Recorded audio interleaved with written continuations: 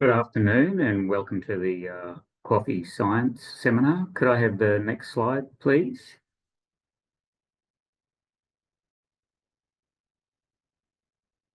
Just to remind everyone that our Coffee Science Seminar series today is Carla Fabiola Lopez Gomez, and the title of that is Sorghum in Scope, High Protein Gene Editing and Nitrogen Dynamics. Next slide, please. For those of you who don't know me, my name is Ian Godwin. I'm the Centre Director of the Centre for Crop Science in QAFI, the Queensland Alliance for Agriculture and Food Innovation. Next slide, please. So the University of Queensland acknowledges the traditional owners and their custodianship of the lands on which we meet. We pay our respects to their ancestors and their descendants who continue cultural and spiritual connections to country, and we recognise their valuable contributions to Australian and global society. Next slide, please. Just to remind everyone that our seminar today will go until 1 o'clock, which will include questions. And anytime you have a question throughout the webinar, please type your questions in the Q&A tab. So you'll notice down the bottom of the screen there is the chat function. We'd rather you don't use the chat function, please. If you have a question, please put it in the Q&A tab, and then I'll be able to ask those questions at the end of Carla's seminar. Next slide, please. So it's a great pleasure to introduce Carla. Carla is a PhD student in QAFI at the Centre for Crop Science.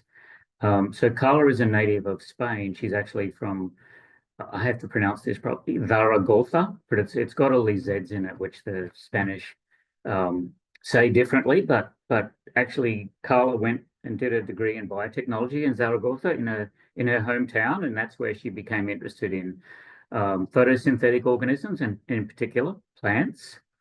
She then went on to Belgium, where she completed a master's in biotechnology from Ghent, and she learned how to do maize gene editing there. Then we recruited her to join our international research training group in accelerating crop genetic gain. And Carla started her PhD at the beginning of 2024, which was fantastic. She also fairly rapidly became the lead of our IRTG social committee, and does a lot of networking with the students here and in Germany. She's already got a manuscript under review in computational and structural biotechnology, which is a really good achievement in 1.5 years. She's got herself into doing a industry placement. She'll start that in October in California at the Ralph M. Parsons Foundation Plant Transformation Facility. So that's actually in Davis in California. So she'll be spending about 12 weeks there. I can also tell you that Carla is an avid scuba diver. She's a member of the UQ Underwater Club, and when she's not in the lab, she's predominantly underwater looking at sharks or whatever she can see. Next slide, please. So without further ado, I'll leave it over to you, Carla. Thank you very much, Ian, and that was a great introduction. So first of all, I do acknowledge the traditional owners and their custodianship of the lands on which we meet today, and pay my respect to their ancestors and descendants. Now, good afternoon and welcome everyone to this QAFI seminar. I am Carla Lopez. As Ian said, I'm a PhD candidate under his supervision, and today I'm going to put sorghum in the scope and talk about high protein, gene editing, and nitrogen dynamics. So let me go, if it's working now. So I was going to talk about my journey, but already Ian did so I'm going to skip this part. And first, I'm going to introduce what is really the International Research Training Group. So it's a collaboration in between the University of Queensland here in Australia and several universities and institutes in Germany, particularly the Justus Liebig Universität in Gießen, the Julius Kuhn Institute, and the Hochschule Gassenheim University. And I'm sorry for that, I'm probably not pronouncing that correctly. And it's just a broad and interdisciplinary training in diverse crop breeding technologies to accelerate crop genetic gain. And right now, I think we have more than 60 aligned students. I think one of the principal scopes was to have 40, if I remember correctly. So it's quite a big group. And if you are interested, you can check here in the QR code the website that we have. So now I'm going to start talking about sorghum.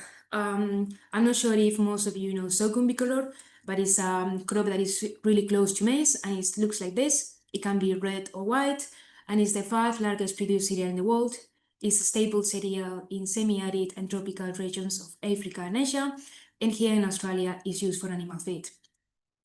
One of the biggest upsides of this crop is that it's well adapted to drought and heat, and it's also gluten-free, rich in esters and phytochemicals, so it makes it a really good option for animal and human consumption. Now, this is one of the sorghum is produced worldwide, and this is with United States on the top producers, and then following really close by Nigeria, one of the other countries in Africa, Brazil, Mexico, India, China, and of course, Australia. And why it's produced worldwide? It's because sorghum has too many products. There are also different types of sorghum.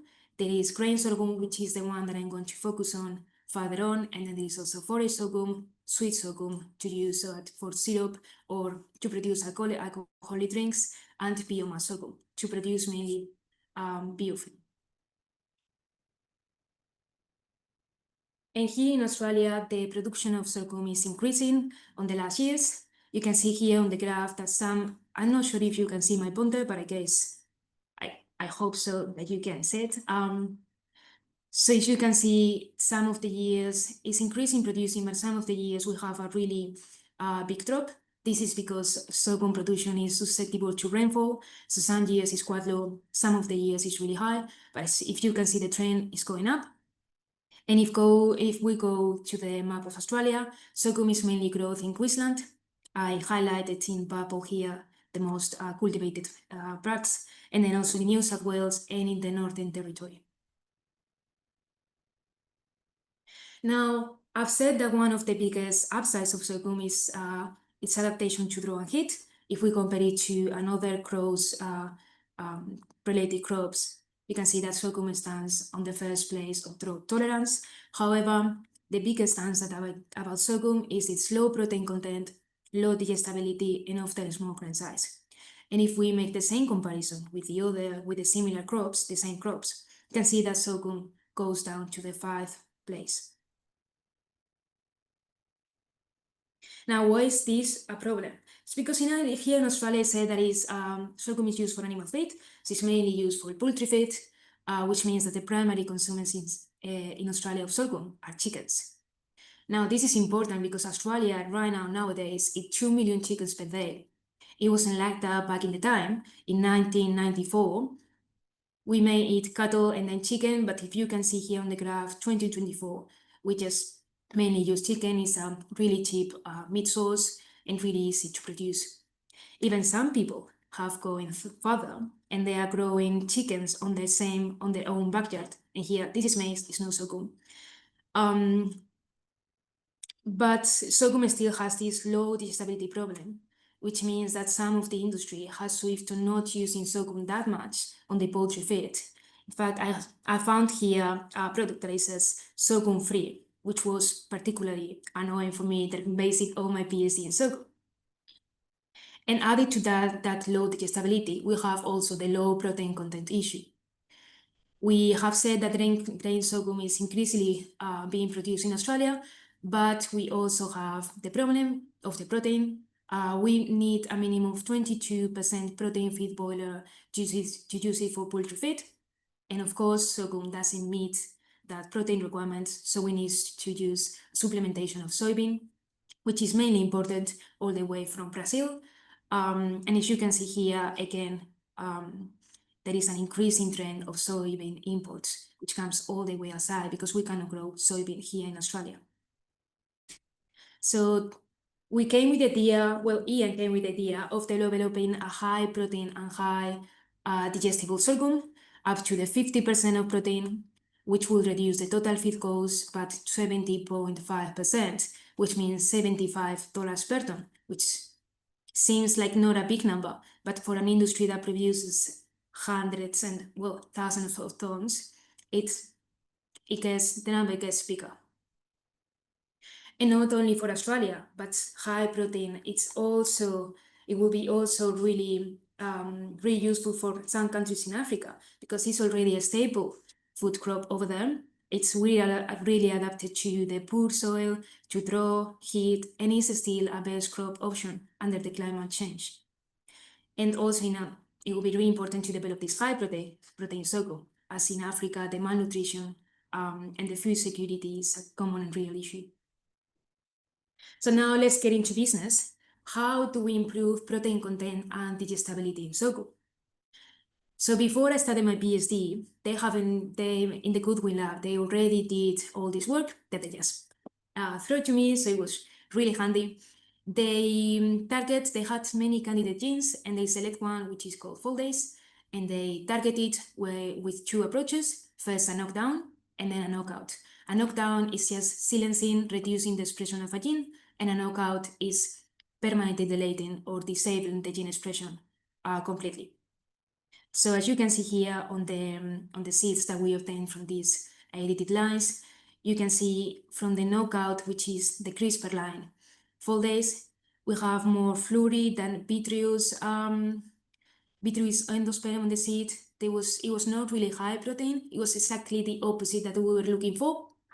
Whereas silencing the same gene FOLDASE with RNA lines gives you this really similar seed phenotype compared to the wild type, which is TX430. It's just a model crop that we use for the lab. So after all this work, after years of work, I came here and I said, okay, really a knockdown is what I have to target, is what I have to obtain. And a knockout is not really the preferred, it's not really the edit that I want to do. It's 100% a knockdown. Then they follow with these high protein sorghum RNA lines, and they perform some displays in poultry diets for chickens. They already published this work, and they saw that it's really beneficial for poultry diets. The high sorghum performs really good. However, the RNA lines are considered GMOs. So what I'm basing my PhD on is performing gene editing lines, which are considered SDN1 mutations. I'm going to explain that afterwards, that are considered non-GMOs. But first, let me introduce FOLDASE, which is our gene. But in this case, I'm going to talk about the protein itself and what it's doing on the grain in sorghum. So if we go back to the panicle of sorghum and we zoom out on the grain and we slide it by 2, we go to the peripheral endosperm, and then we'll have these protein bodies, which are formed by a glutenin matrix, an outer protein body, formed by beta and gamma caffeines that are forming disulfide bonds between them, and then an inner protein body, mainly composed by alpha caffeines, which is where most of the protein is. Now, FOLDASE over here is our protein, and it's making these disulfide bonds in between gamma beta caffeines, which make it a really hard layer for the proteases to access the inner protein body and then digest the grain. Therefore, a reduction on the expression of FOLDASE will weaken these connections, some of the connections between these caffeines on the outer layer, therefore increasing the digestibility of the grain of the protein bodies. And they also, as I said, they already performed the RNA lines. They also saw that it's also increasing the protein content and the grain size. Now we don't know by how is this happening, but I have a theory, and it's just a theory. By lowering the outer protein body, which you may be doing at the same time as increasing digestibility, is allowing the main protein body to embed more protein inside, which means that you have more protein stored, and also the grain size. If the protein bodies are bigger, the grain size will be also bigger. So the big picture of this talk is let's reduce FOLDASE activity and expression to increase protein content, digestibility, and grain size in sorghum. Now, how do we really reduce FOLDASE activity? Pretty easy, this is my favorite part. We're going to do gene editing. Now, I'll explain afterwards that RNA was not considered an area. It was considered a GMO. However, CRISPR is considered SDN1. And what is this? CRISPR-Cas9 is not considered GMO because what you are doing is deleting, changing DNA that is already in the genome of the plant. So it can happen naturally. However, there are other two types, which is changing the DNA with a template, a synthetic template that you just do on the lab. So that's already inserting something exogenous to the plant, or adding new genetic material. For example, a resistant plant that you just add a resistant gene that is from an insect. So you are again introducing exogenous genes into the plant. But CRISPR is non-GMO. Now, CRISPR-Cas9 consists on a Cas9, which is the enzyme that is going to make a double strand break 3 base pairs up to the PAM sequence, which is just required for Cas9 to recognize and cut the DNA. And we also have the guide-RNA, which is the one that we design to target a specific location in the DNA. And then it normally follows a non-homologous end joining, making a deletion or an insertion. Now, I said that we were interested in doing a knockdown of our gene, FOLDASE. However, it's not as easy as it seems. To perform a knockout, you just have to make a big deletion of the co-promoter, and you will probably suppress the expression of the gene. However, knockdown, you have to be really careful and study and check and engineer where you are going to make a deletion to not to get a knockout. Or you may do a deletion on the promoter, but getting no effect at all. So and then to make it even more difficult, you also have enhancer and silencers, really distal regulatory elements on the genome that you may know, you may not know, maybe they are not annotated, and if you target them, you don't even know if it's going to be useful to get a knockdown or not. And if you are more interested about co-promoters, you can just check chemisthesis. So what I did, it was, instead of using gene editing, I'm going to use base editing. Why? Because base editing allows to make single base pair alterations that CRISPR-Cas9 cannot. So I'm going to use cytosine base editors. We mediate C to T transitions and less commonly C to G substitutions. So how it works, we have pretty much the same as in CRISPR-Cas9. We have the Cas9 that in this case is going to be mutated. So it's a nickase Cas9. It just means that it's going to cut one of the strands of the DNA, leaving the other one untouched. We have our guide-RNA, it's pretty much the same as in CRISPR-Cas9. And then we have 2 extra proteins, which are abiotic.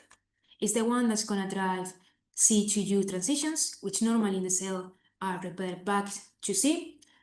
But then it's when we add UGI, which prevents this repair machinery to act. Then they will have a nick on one of the strands, and then we'll have a guide-RNA with a template. So it means that the edited strands, as a we are using, so the nick that we make in one of the strands is going to take the edited strand as a template, incorporating the base editing to the non-complementary strand, which is the one that you can see in dark blue here. So that means I will have in both strands the edited chains nucleotide. Now again, it's not as easy as it seems. Going back further, zooming a little bit more in the guide-RNA, we have our design guide-RNA, our targeting sequence on the genome, and then we have our PAM. We said that Cas9 is cutting 3 base pairs upstream the PAM, and now we have several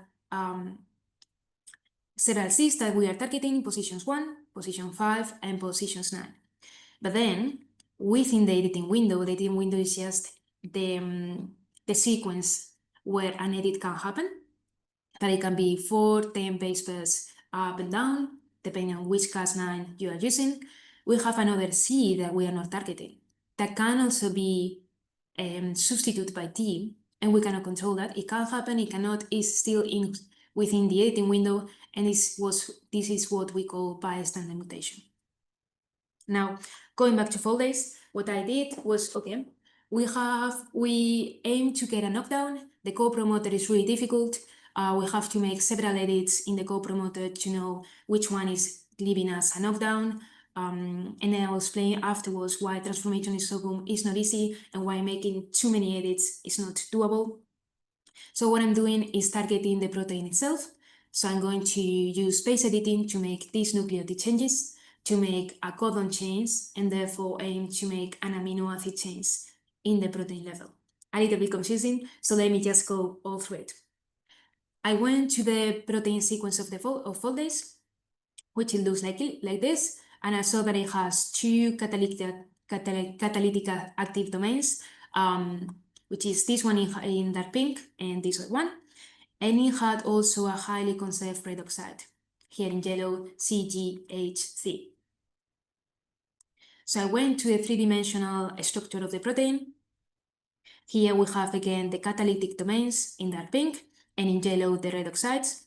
And then I performed an alignment with more than 1,000 eukaryotic FOLDASE proteins, and then I saw that these two cysteines are the main ones that are driving these disulfide bonds. So of course they are highly conserved. And next to this cysteine, I saw a tryptophan that is also highly conserved. And it's really weird to find it highly conserved proteins, because tryptophan is an hydrophobic large amino acid. So it's not allowing the protein to have too much flexibility. Therefore, if it's conserved, it's probably just performing a key role. And I also saw this protein that was highly conserved, and if it was together really close to the tryptophan and the cysteines, I just decided to target the two. So overall, I'm going to target this proline, this tryptophan, and these two cysteines to another amino acid that are small, flexible, and probably not really affecting the three-dimensional structure of my protein.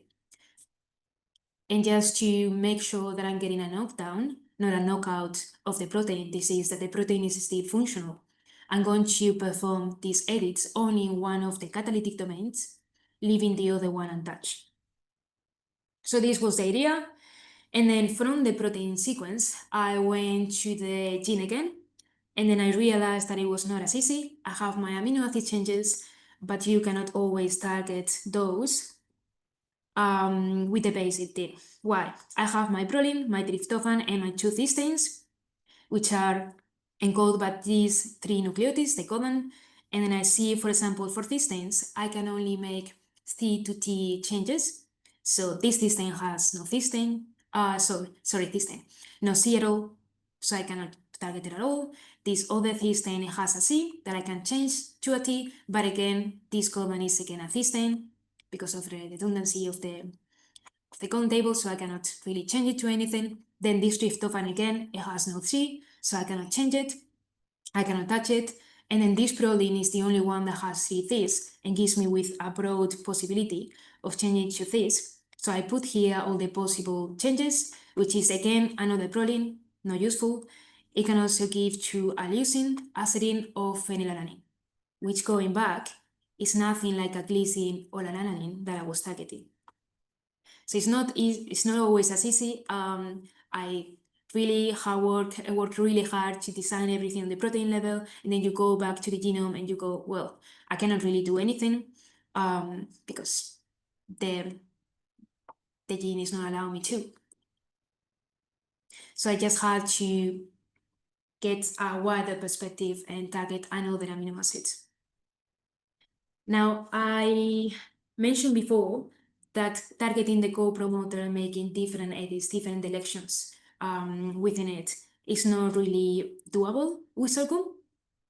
And this is because transformation of sorghum is not easy. First of all, because it's really slow.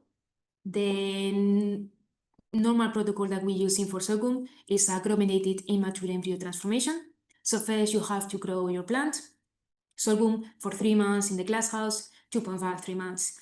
Get into the after grain filling, get into the immature grain, extract the embryo, and then transform the embryo.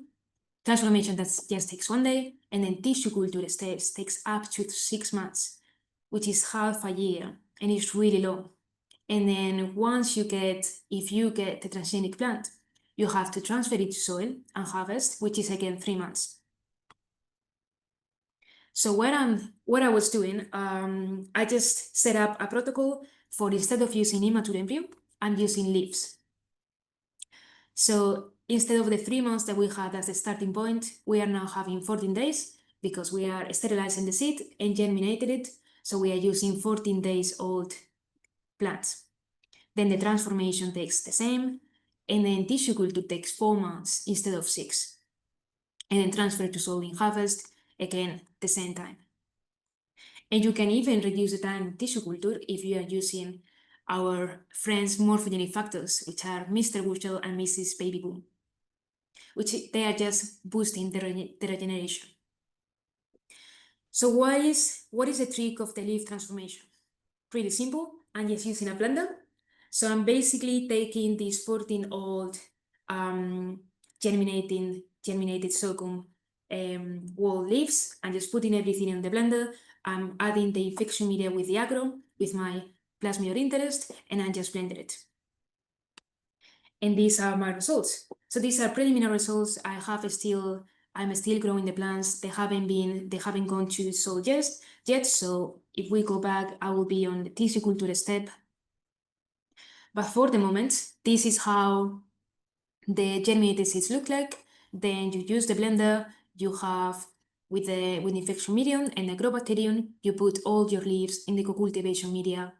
You leave it for 2 days, and then you transfer to resting media. In this step, you just aim to kill all the remaining agro, because otherwise, if you have overgrowth of agro afterwards, you'll have to go to, you'll just have all the cali that you are developing full of agrobacterium. So you are just losing that because of agro contamination.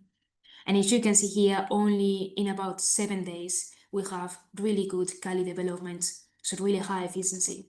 Also, this plate comes from, I think there are 7, 8 seedlings, and we are getting more, if I can count here, we are getting more than 7 and 8 cali, which means the efficiency of cali development is higher than 100%.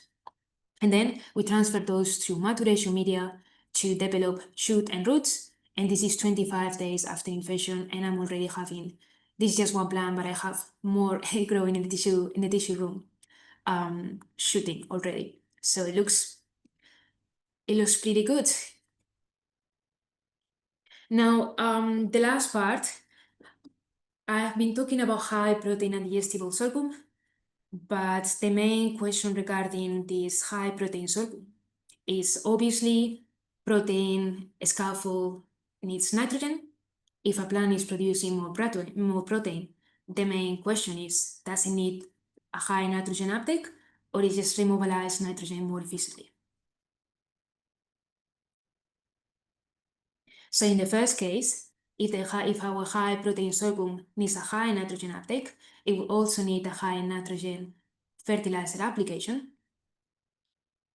And in the second case, it maybe remobilize nitrogen more efficiently, which will be a high NUE, and then it doesn't need a high, it just remobilize nitrogen within the plant.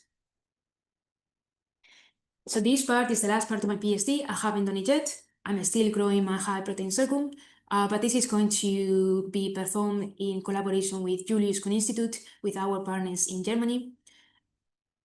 And the way I'm going to test it, I'm going to have 2 treatments: low nitrogen fertilizer, high nitrogen fertilizer, and a control. And this is the steps of the vegetative phase, the reproductive phase, and the grain filling phase of sorghum growth. And I'm going to grow sorghum normal, as always, until the flowering stage.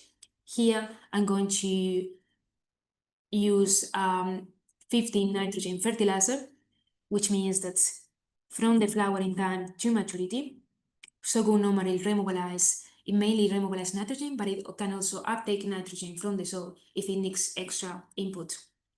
So I can just make a difference between the nitrogen that is more remobilized, which is not marked, from the nitrogen that is taken from soil, which it will be marked with this 550 nitrogen. So just to conclude, sorghum presents low protein, low digestibility, and often a small grain size. The knockdown of FOLDASE will improve ring quality if we get the right path, and differently to CRISPR-Cas9, base editing allows to make single nucleotide changes, and agro-mediated leaf transformation seems to be a faster approach compared to immature embryo transformation. And morphogenic factors boost regeneration in tissue culture. And then as for to future directions, finishing implementing a standardized agro-mediated leaf transformation, probably have better results and more statistical graphs to show in about a few months. We are also genotyping and screening of developed FOLDASE mutants, and we are analyzing grain protein content and digestibility of FOLDASE mutants to select the best performing lines, and if they are high protein and high digestibility, sorghum. And then we are performing the large-scale phenotyping to determine whether high protein sorghum needs a high nitrogen uptake, or it just remobilizes nitrogen more efficiently. And I would just like to acknowledge Ian, Karen, everyone in the lab, in the Goodwin Chris Smith lab, and obviously in the International Research Training Group. And thank you everyone for listening. I will now hand it to Ian for questions and answers. Okay, thank you very much, Carla. That was great, and you've definitely left us with time for questions, which is good. And just a reminder to people, if you want to ask a question, don't put your question in chat, but put it in the Q&A button. I'm going to start off, Carla, with a question or two. You talked about CRISPR plants, if they're SDN1, not being regarded as genetically modified organisms. Will that also count with base editing if you're successful in developing something with base editing? Yes, so that's a really tricky question. Base editing is not considered SDN1 at the moment. It's still kind of a, I hope in the future, because it's a CRISPR-Cas9 based system, it has been developed from CRISPR-Cas9, and CRISPR-Cas9 is not, but base editing is considered as GMO. So for the moment, it's not considered SDN1, but I hope in the future they will just change because they are still kind of developing where to put the threshold, the limit line. So yes, for the moment, it is considered, base editing is considered GMO. And then further to that, if what about in other jurisdictions? So if you were to grow some of these gene-edited plants in Brazil or the US or in Europe, do they have the same rules, or are they different? No, they're different. Every single country is different. For example, if I put the example of Australia and New Zealand still considers CRISPR-Cas9 as GMO too, whereas in Australia they are more open-minded.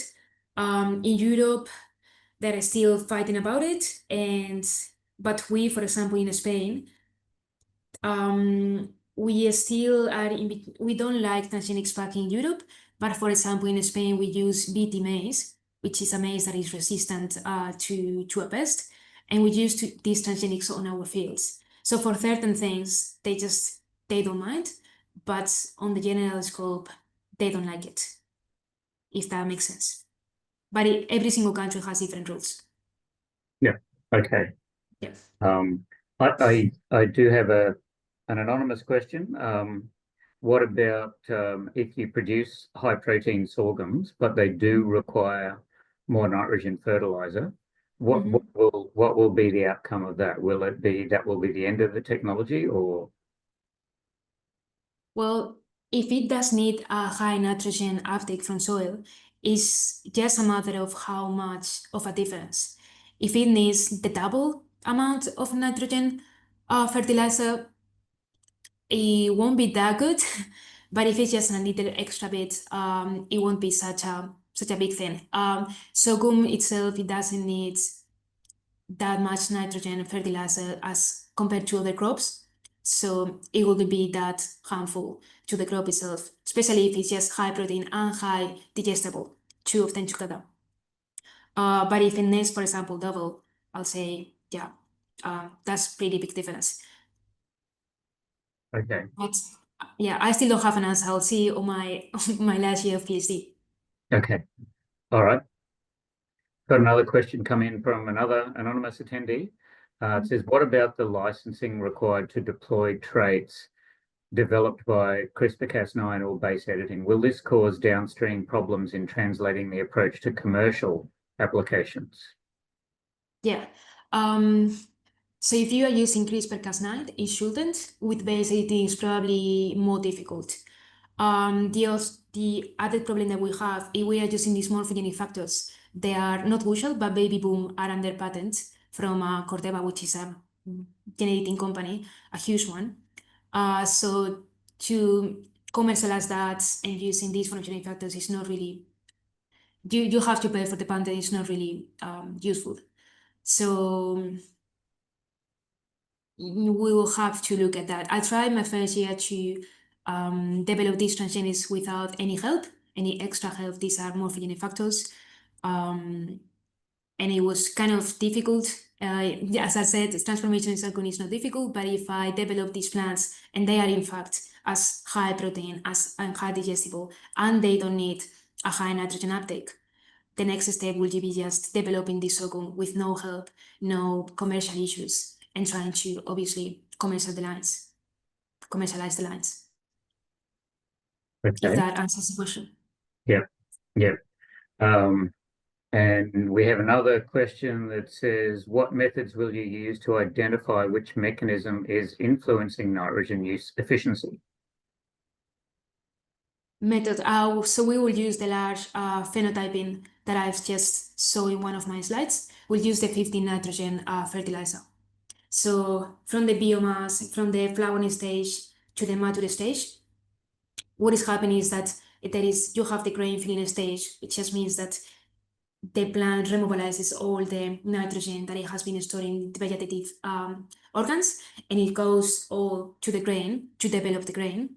So by using a 15 nitrogen fertilizer on the soil from the flowering to the maturity, we are knowing which much is coming from uptake and which much is coming from nitrogen remobilization within the plant, which means that one of them will be marked from the soil and the other one wouldn't be. So once we are in the grain, we'll just see how much nitrogen is marked and how much nitrogen is not marked. Yeah, okay. I think some other questions have come in. So we've got one from Lialam Amanu who's at Coffee at Hermitage in Warwick. Are you targeting protein content or protein quality, as in similar to the maize quality protein maize?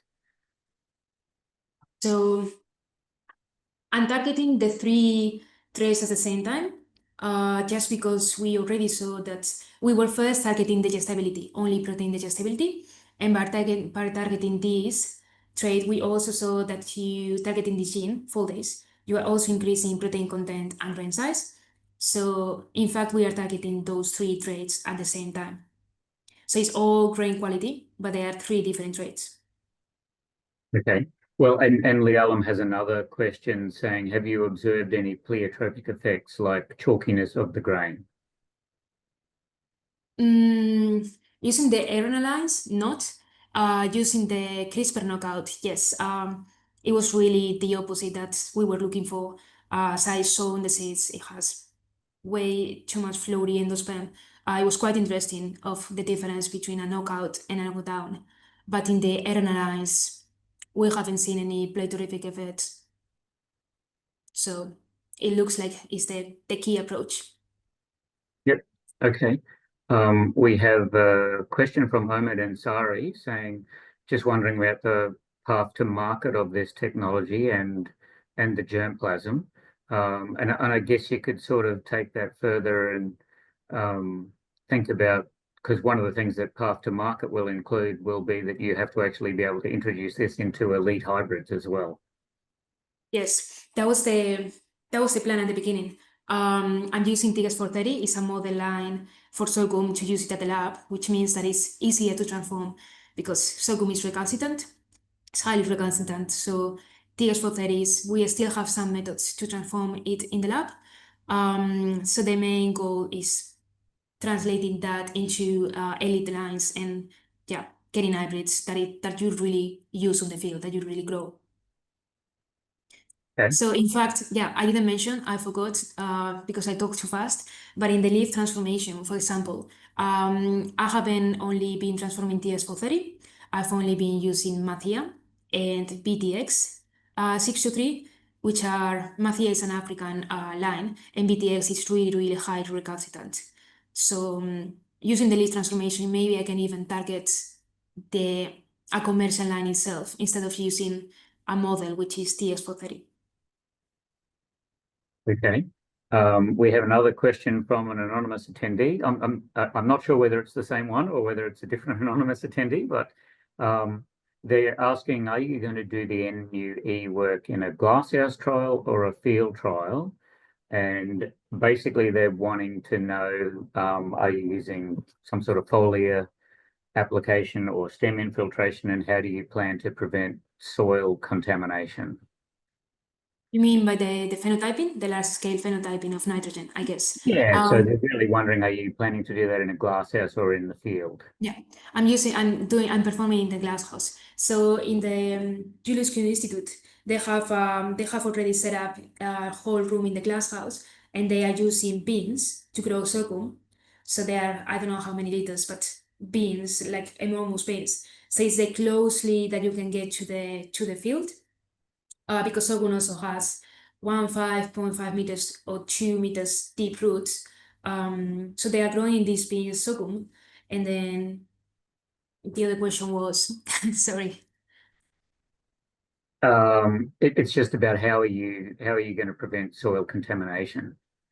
And I guess you've sort of answered that by saying you're Yeah, doing it in the field, you're going to be doing it in a contained glasshouse. yeah, we are using a glass house and we are using already soil that we prepare. So that's Yep. already Okay.